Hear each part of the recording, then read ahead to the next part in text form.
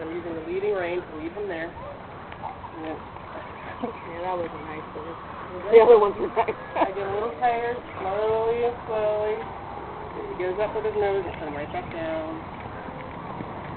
Back. How about the other direction? Yeah, let's do it. Just my legs, just my weight to the inside or the outside.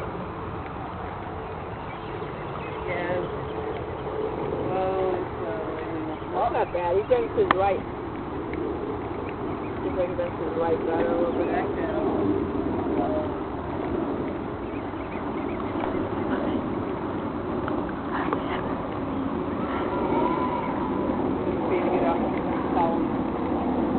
That's a little bit of what I was doing at the time. Yeah, that's the only thing I can do. This is where he pulled it from.